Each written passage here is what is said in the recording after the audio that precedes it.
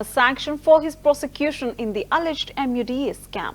Congress MP Dr. Syed Nasir Hussain defended the Chief Minister, stating the BJP aims to discredit us with corruption charges. The Karnataka CM is not involved in the scam as the land is not in his name.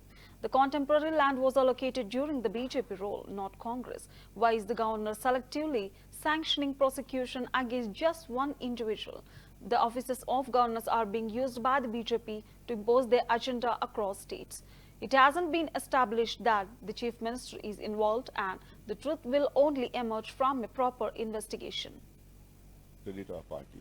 To remind you, we had built up a narrative against BJP government of 40% commission Sarkara, which was actually raised by independent groups and organizations and associations.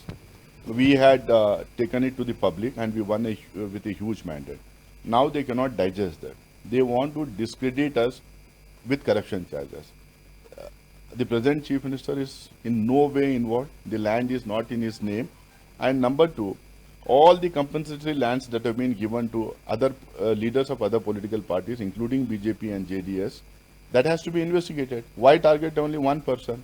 And this land, compensatory land, was given not during Congress rule. It was given during BJP's rule, and it was given to politicians of all political parties. We are saying let there be an investigation. The truth will prevail. And why is it that the governor is being so selective in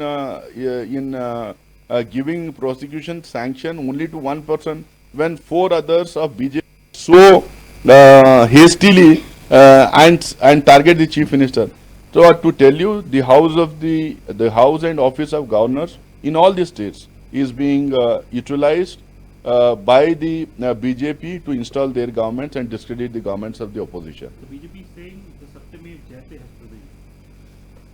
See, it is only the court has said that the sanction of prosecution can go ahead. That's all. There's no truth in it. It has to be investigated, and it has not been established that he is involved in that. So the truth will only come out only once an inquiry or an investigation is conducted and the report is submitted. The last and prominent question is to you.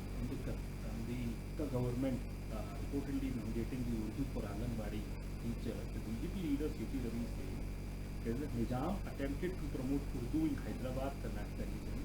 Kannada schools were banned in his time, but his soul now resides within Congress. Congress is doing Nizam's work. So Tipu Sultan attempted to impose Persian language against Kannada. Today, Congress is doing the same thing. How is it that the government imposing any language on the people of the state?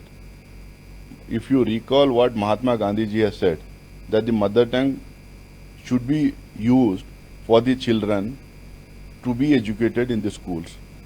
Even if you don't use mother tongue for kindergarten students, credit our party.